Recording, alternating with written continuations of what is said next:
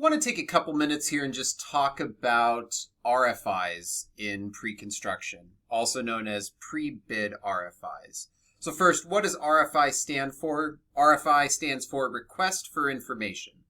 When we actually have a job, RFIs become a contract document that we use to get clarification from the architect. Let's say that there's a detail in the drawings that doesn't match up with what's shown on the elevations. You're going to submit an RFI formally.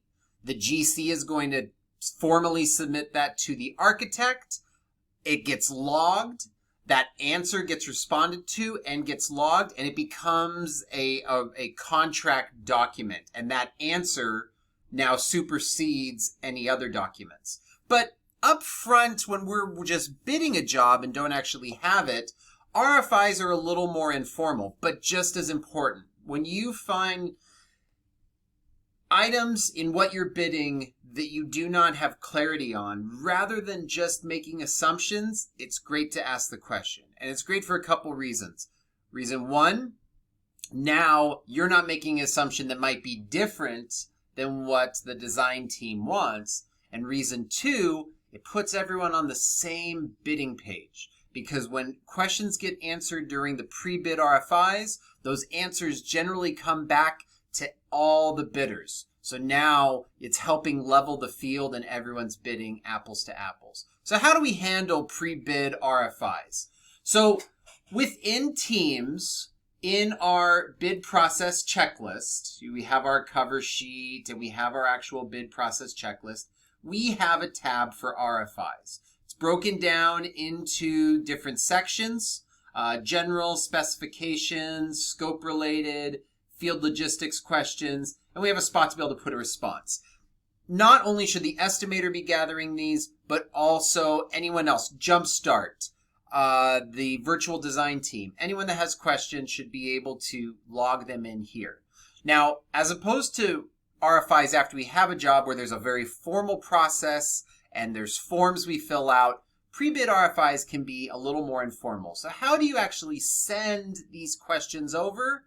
It can just be an email. So here's an example that Frank had from a project he bid. We can see, and this is actually the response back. So in this case, Frank took all the questions that he had and listed them out in bullet points to the general contractor. You can see he broke it up to whether they were spec related or scope related. In turn, the GC sent those to the architect and the architect responded here, right? So we can see their answers here. Sometimes these can be a little more formal on the pre-bid side. It depends on the job. But now we have actual written documentation that the question was asked and what the answer was. And what's great, you should take these answers that you get here and go ahead and populate the response here so that everyone can see it. It does take a little more time for you to go and do that, but now we have a record and it's not just living in your emails.